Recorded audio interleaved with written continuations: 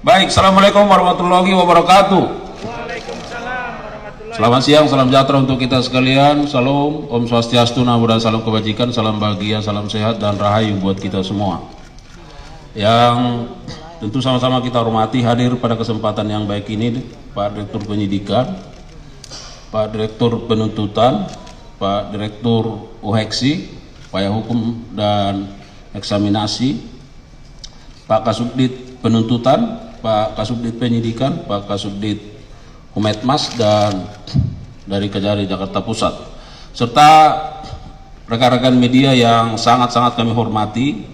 Tentu yang pertama kita patut memanjatkan puji syukur kepada Sang Ilahi karena kita masih diberi nikmat sehat sehingga kita dapat melaksanakan preskon ya pada kesempatan yang baik ini. Dan terima kasih untuk rekan-rekan media yang telah bersedia hadir sesuai dengan undangan kami dalam kegiatan kita pada siang hari ini.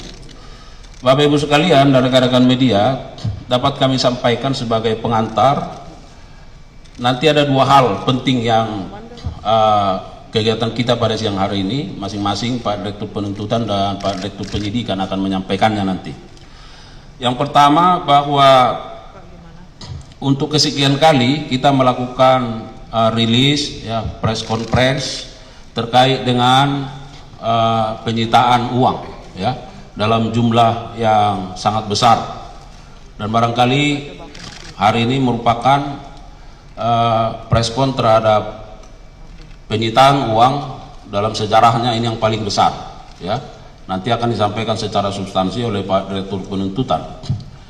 Rekan-rekan sekalian, bahwa rilis kita sampaikan terkait dengan penanganan perkara tindak pidana korupsi dalam pemberian fasilitas ekspor CPO dan turunannya pada industri kelapa sawit tahun 2022. Yang patut kita garis bawahi bahwa tentu ini merupakan upaya dari Kejaksaan Agung melalui jajaran Jampitsus, di mana uang yang ada di hadapan kita merupakan bentuk pengembalian kerugian keuangan negara yang dilakukan dalam tahap penuntutan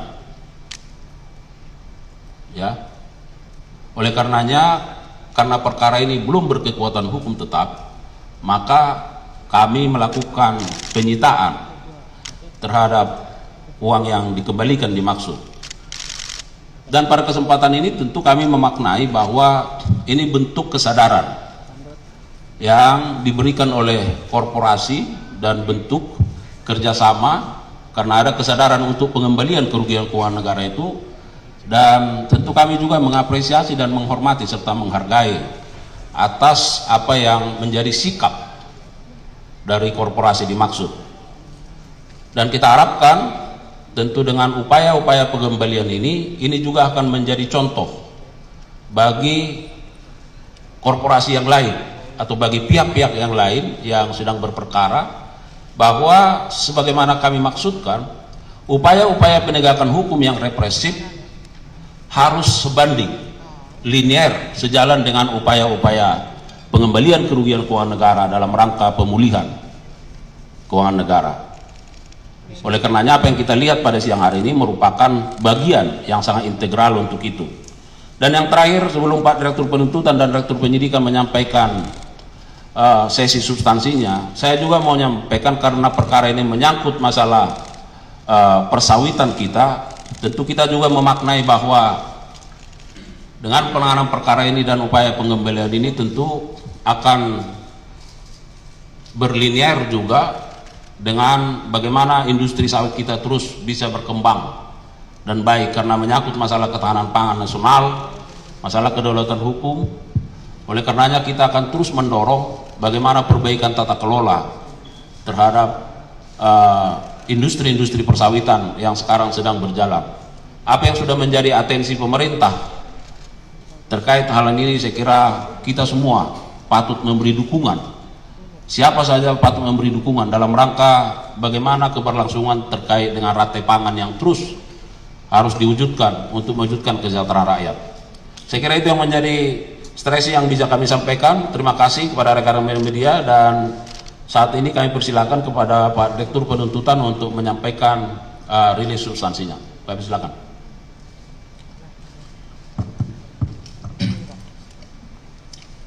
Terima kasih. Bismillahirrahmanirrahim. Assalamualaikum warahmatullahi wabarakatuh. Selamat siang dan salam sejahtera untuk kita semua. Salam, Om Swastiastu, Nama Budaya, Salam Kebajikan. Yang saya hormati Pak Kapus Penkum serta jajarannya, Pak Direktur Penyidikan, Pak Direktur Upaya Hukum Luar Biasa, Eksekusi dan Eksaminasi, rekan-rekan para awak media. Jadi pada siang hari ini ada beberapa hal yang ingin kita sampaikan. Yang pertama saya sendiri, nanti yang kedua Pak Direktur Penyidikan. Kemudian yang akan kami sampaikan perkembangan penanganan perkara tindak pidana korupsi, pemberian fasilitas ekspor CPO dan turunannya pada industri kelapa sawit tahun 2022 atas nama 5 terdakwa korporasi yang tergabung dalam Wilmar Group. Kelima terdakwa tersebut adalah yang pertama PT Multimas Nabati Asahan, 2 PT Multi Nabati Sulawesi, 3 PT Sinar Alam Permai, 4 PT Wilmar Bioenergi Indonesia, dan 5 adalah PT Wilmar Nabati Indonesia. Para terdakwa korporasi tersebut masing-masing didakwa melanggar pasal 2 ayat 1 dan pasal 3 yunto pasal 18 Undang-Undang Nomor 31 Tahun 1999 tentang pemberantasan tindak pidana korupsi, sebagaimana telah diubah dengan Undang-Undang Nomor 20 Tahun 2021 tentang perubahan atas Undang-Undang Nomor 31 Tahun 1999 tentang pemberantasan tindak pidana korupsi, Junto pasal 55 ayat 1 ke 1 KUHP. Seperti yang telah kita ketahui bersama, kelima terdakwa korporasi tersebut di Pengadilan Tipikor pada Pengadilan Negeri Jakarta Pusat telah diputus oleh hakim dengan putusan lepas dari segala tuntutan hukum, sehingga penuntut umum melakukan upaya hukum kasasi yang hingga saat ini perkaranya masih ada dalam tahap pemeriksaan kasasi. Bahwa berdasarkan penghitungan hasil audit oleh Badan Pengawasan Keuangan dan Pembangunan dan laporan kajian analisis keuntungan ilegal dan kerugian perekonomian negara dari Fakultas Ekonomi dan Bisnis UGM, terdapat kerugian negara dalam 3 bentuk: kerugian keuangan negara, illegal gain, dan kerugian perekonomian negara, seluruhnya sebesar 11 triliun 880 miliar 351 juta 802.619 rupiah. Dengan perincian tadi saya sebutkan, yang pertama PT Multimas Nabati Asahan sebesar 3 triliun 997 miliar 42 juta 917.832 rupiah 42 sen. PT Multi Nabati Sulawesi sebesar 39 miliar 756 juta 429.964 rupiah 94 sen. Kemudian yang ketiga PT Sinar Alam Permai sebesar 483 miliar 961 juta 45.417 rupiah 33 sen. Yang keempat PT Wilmar Bioenergi Indonesia sebesar 57 miliar 303 juta 38.077 rupiah 64 sen. Dan yang kelima Wilmar Nabati Indonesia sebesar 7 triliun 302 miliar 288 juta Rp371.326,78. Bahwa dalam perkembangannya, kelima terdakwa korporasi tersebut beberapa saat yang lalu mengembalikan sejumlah uang kerugian negara yang ditimbulkan, total seluruhnya seperti kerugian yang telah terjadi yaitu 11.881.351.802.619 rupiah.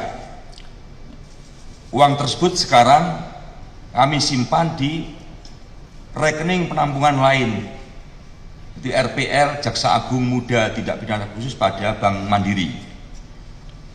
Bahwa selanjutnya terhadap jumlah uang yang telah dikembalikan tersebut, penuntut umum telah melakukan penyitaan berdasarkan penetapan izin penyitaan dari Ketua Pengadilan Negeri Jakarta Pusat nomor 40-pit-sus-datar-TPK-2025 PN Jakarta Pusat. Penyitaan tersebut dilakukan pada tingkat penuntutan dengan mendasarkan ketentuan pasal 39 ayat 1 huruf A Yunto pasal 38 ayat 1 KUHP untuk kepentingan pemeriksaan di tingkat kasasi.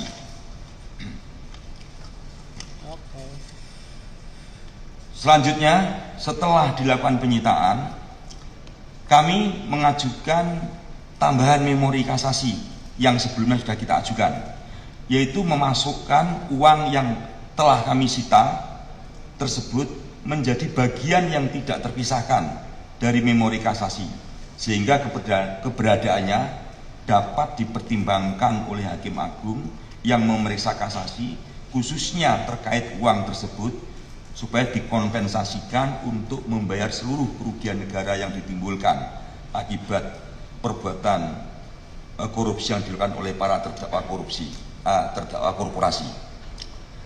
Para rekan media yang kita lihat sekarang ini, di sekeliling kita ini ada uang, ini total semuanya nilainya 2 triliun. Uang ini merupakan bagian dari uang yang tadi kita sebutkan 11 triliun 881.802.619 rupiah. Jadi kenapa tidak kita rilis secara bersama senilai jumlah tersebut? Ini karena faktor tempat dan faktor keamanan tentunya, sehingga kami berpikir jumlah ini cukup untuk mewakili jumlah kerugian negara yang timbul akibat perbuatan para terdakwa korporasi yang tergabung dalam Wilmadlu. Demikian rilis kami siang ini. Waktu dan tempat saya kembalikan pada Pak Kapus Penkum. Ya baik, terima kasih untuk Pak Direktur Penuntutan.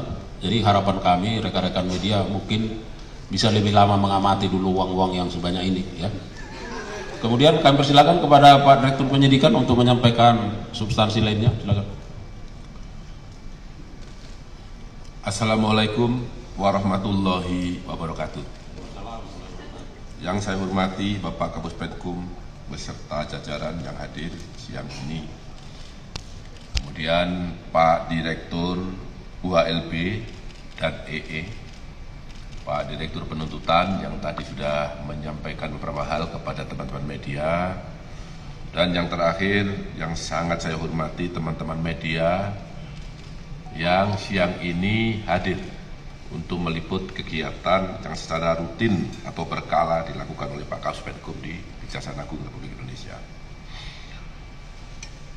Pada siang ini saya ingin menyampaikan perkembangan penyidikan terkait dengan suap, yaitu setelah perkara korupsi pemberian fasilitas ekspor CPO dan turunannya pada industri kelapa sawit tahun 2022 dinyatakan onslah, di mana perkara ini adalah yang pertama terkait dengan suap dengan tersangka sebanyak 9 orang. Kemudian kami kembangkan ada pasal 21 yaitu menghalangi penyidikan